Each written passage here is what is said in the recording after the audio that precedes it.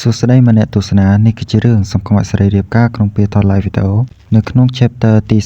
41តពី chapter មុនបន្ទាប់ពី Fanning បានបើកទ្វាររបស់គាត់ហើយនោះគាត់ក៏បាននិយាយថាវ៉ាវាពិតជាលឿនមែនហើយមនុស្សដែលបានមកផ្ទះរបស់ Fanning នៅពេលនេះគឺជាលោកមន្ត្រីចាងមែនហើយឯងនិយាយថាឯងមានរឿងសំខាន់ដែលអាចនាំទៅដល់ Yon Sang ហើយនៅពេលដែលពួកយើងឈប់និយាយទូរស័ព្ទនោះខ្ញុំក៏បានមកទីនេះតែម្ដង Fanning បាននាំលោកមន្ត្រីចាងចូលទៅក្នុងផ្ទះរបស់គាត់សុំទោសផងចំពោះភាពរញ៉េរញ៉ៃខ្ញុំទើបទៅរើចូលមកនៅទេហើយក៏មិនទាន់មានពេលដើម្បីរៀបចំវាដែរចាងធានតើបានអង្គុយចុះហើយក៏បាននិយាយថាកុំបារម្ភពីរឿងហ្នឹងអីពេលនេះនិយាយសាច់ការទៅតែឯងចង់និយាយពីអ្វីឲ្យពិតប្រាកដទៅតាមទូរស័ព្ទនោះ Fanning បានលើកទឹកមួយកែវមកហើយក៏បាននិយាយថាខ្ញុំគឺត្រូវបានវាយប្រហារដោយមនុស្សមកពីអង្គការនរកនោះម្ដងទៀតហើយពួកគេមានគ្នា2នាក់ពួកគេបានហៅខ្លួនឯងថាគឺជាមន្ត្រីប្រតិបត្តិកូដឈ្មោះរបស់ពួកគេគឺចចកនរកជាមួយនឹងពង្រូលនរកបន្ទាប់ពីលើកបែបនេះលោកមន្ត្រីចាងក៏គឺពិតជាភ្ញាក់ផ្អើលយ៉ាងខ្លាំងជប់សិនអីគេហើយបានទៅជួបជាមួយនឹងអង្គរៈនរកទាំង12ហើយក៏អាចគេចចេញពីពួកគេទាំងនៅមានជីវិតចឹងFanning បាននិយាយទាំងមិនយល់ថាអង្គរៈទាំង12លោកប៉ូលីសចាងក៏បានបញ្យល់ថាពួកគេគឺជាវីរជនកំពូលទាំង12របស់អង្គការនរកហើយពួកគេម្នាក់ៗគឺមានធម៌ពលអស្ចារ្យយ៉ាងខ្លាំងចចកនរកហើយនឹងពង្រូលនរក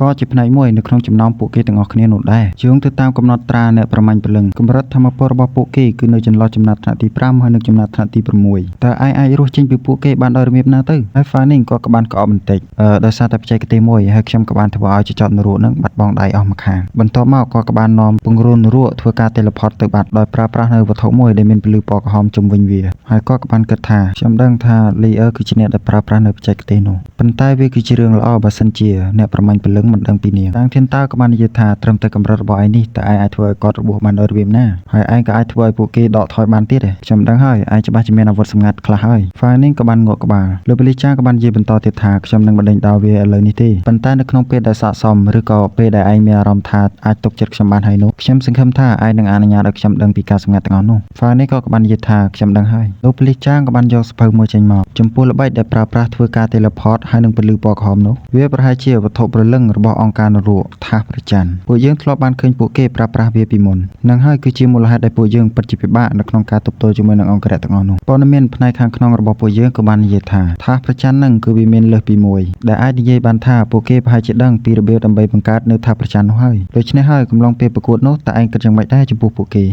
ហើយតើពួកគេប្រើប្រាស់នៅសមត្ថភាពអ្វីខ្លះគ្រប់យ៉ាងដែលឯងបានចងចាំនោះគឺជាព័ត៌មានដ៏មានតម្លៃទាំងអស់ប្រាប់គ្រប់យ៉ាងដែលឯងបានដឹងមកហើយកុំលាក់វាសោះ Fanning បាននិយាយថាមិនអីទេវាបានចាប់ផ្ដើមពីពេលដែលអិចរបស់ខ្ញុំបានទេហៅខ្ញុំទាំងយប់ដើម្បីសុំជំនួយហើយគ្រប់យ៉ាងដែល Fanning បាននិយាយនោះលោកមន្ត្រីចាងបានកត់ចូលសភៅដៃទាំងអស់បន្ទាប់ពី Fanning បានរៀបរាប់មួយរយៈពេលមកក៏បាននិយាយមកដល់ទីបញ្ចប់លោកមន្ត្រីចាងក៏បានបិទសភៅដៃរបស់គាត់យល់ហើយនោះគឺជាតម្រុយដ៏ល្អចំពោះខ្ញុំប៉ុន្តែគិតទៅខ្ញុំមានអារម្មណ៍ថាឯងនៅតែមានរឿងលាក់បាំងប៉ុន្តែវាមិនអីទេដោយសារតែពួកយើងត្រូវការកសាងនូវភាពជឿជាក់ទៅវិញទៅមកគ្រាន់តែចងចាំថាបើសិនជាឯងនៅតែប្រើប្រាស់ទូរស័ព្ទចាស់របស់ឯងទៀតនោះពួកគេនៅតែអាចស្វែងរកឯងឃើញដោយប្រើប្រាស់នៅសិល្បៈព្រលឹងខ្ញុំសូមណែនាំឲ្យឯងតាក់ទងទៅកាន់អង្គការអ្នកប្រមាញ់ព្រលឹងទៅប៉ុន្តែបើសិនជាឯងចង់បានជំនួយរបស់ពួកយើងនោះខ្ញុំត្រូវការភាពស្មោះត្រង់ពីឯង Fanning ក៏បានងក់ក្បាលអរគុណហើយលោកមន្ត្រីចាងខ្ញុំនឹងគិតពីវាចាងធានតើបានក្រោកចុះឡើងហើយក៏បាននិយាយថាល្អកុំរងចាំយូរពេកអីគាត់ក៏បានដើរចេញទៅបន្ទាប់មកក៏បានបែរមកវិញហើយអរគុណចំពោះអ្វីដែលឯងបានចែករំលែកបើសិនជាមិនមានអ្វីផ្សេងទេខ្ញុំនឹងចាក់ចេញហើយ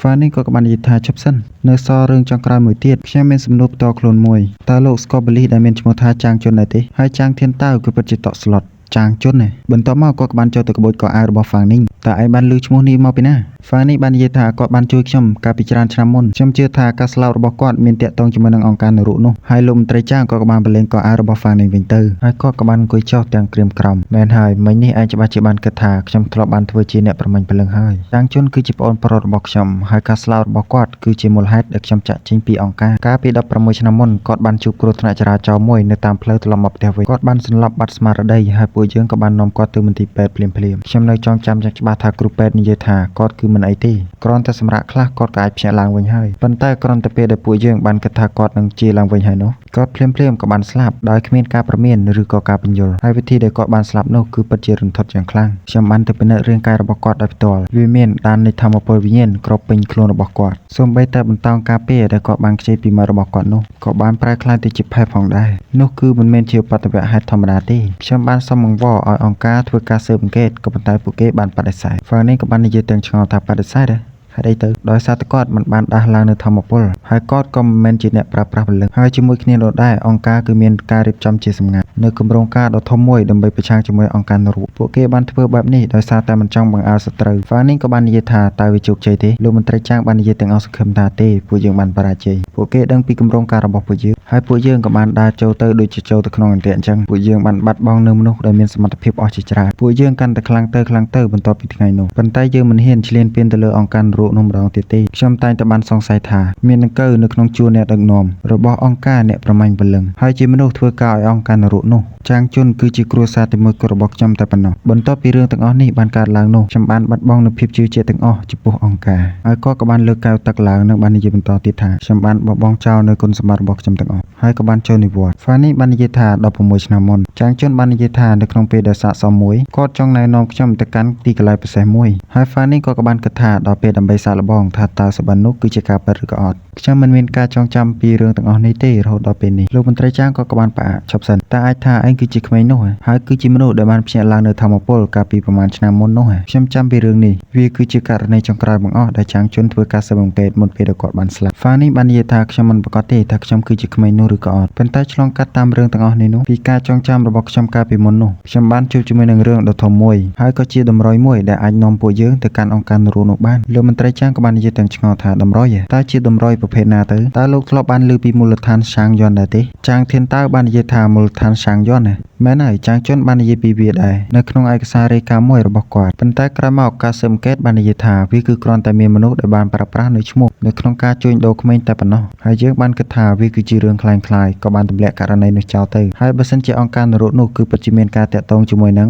មូលដ្ឋាននោះមែននោះគឺពិតជារឿងមិនល្អទេវាគឺពិតជាអាក្រក់ខ្លាំងតែម្ដងដោយសារតែសាងយ័ន្តគឺពិតជាធំខ្លាំងណាស់ហើយវាក៏មានការតាក់ទងទៅគ្រប់កន្លែងផងដែរប៉ុន្តែតើមានរឿងអីទៅដែលបានធ្វើឲ្យឯងសង្ស័យពួកគេនោះ Fanning បាននិយាយថាដោយសារតែមនុស្សពីរនាក់ដែលបានមកស៊ើបអង្កេតនៅមណ្ឌលអាជ្ញាធរនៅពេលនេះគឺជាមនុស្សតែមួយដែលបានមកកាលពី16ឆ្នាំមុនហើយនោះគឺជាចចតនរកជាមួយនឹងពង្រូលនរកខ្ញុំបានឮពួកគេនិយាយថាលោកពូចាងជុនបានរកឃើញពីអ្វីមួយដែលតាក់ទងទៅនឹងសាងយ័ន្តលោកមន្ត្រីចាងក៏បានទះទុកក្តាំងហើយក៏បាននិយាយថាតើឯងប្រកាសអត់តើវាមិនមែនជាការយល់ច្រឡំទេ Fanning បាននិយាយថាវាកន្លងទៅ10ឆ្នាំហើយអញ្ចឹងការល្មើសខ្លះក៏ប្រហែលជាមានការសពេចសពិលប៉ុន្តែនោះគឺជារឿងតែមួយគត់ដែលខ្ញុំបានចងចាំលោកមន្ត្រីចាងតើលោកធ្លាប់គិតពីរឿងនេះដែរទេតើគិតពីអ្វីទៅតើលោកយល់យ៉ាងម៉េចដែរនៅពេលដែលលោកអានតួអក្សរពីពាក្យថាសាងយ័ន្តត្រឡប់ថយក្រោយវិញនោះហើយនៅពេលនោះលោកមន្ត្រីចាងក៏បាននិយាយទាំងបើកភ្នែកធំៗយ័ន្តសាងនរកហើយគាត់ក៏បានក្រោកឡើងភ្លាមFanningអរគុណច្រើនហើយនេះក៏ប្រហែលជាតម្រុយដែលមានប្រយោជន៍ចំពោះការស្រាវជ្រាវនោះទីស្នាក់ការរបស់ពួកគេគឺនៅក្នុងរាជធានីហើយខ្ញុំនឹងចាប់ផ្ដើមជីវកាយពីទីនោះមកពេលដែលគាត់បានដើរចេញទៅបានបន្តិចនោះគាត់ក៏បាននិយាយថាហើយចំពោះការស្លាប់របស់ចាងជុននោះខ្ញុំនឹងទៅស្វែងរកថាតើមានអ្វីកើតឡើងចំពោះគាត់ឲ្យពិតប្រាកដប៉ុន្តែឯងក៏ត្រូវតែប្រុងប្រយ័ត្នដែរអង្គការនរកនោះគឺមិនមែនលំបែបនេះទេបើសិនជាមានរឿងអីកើតឡើងនោះតាក់ទងមកខ្ញុំភ្លាម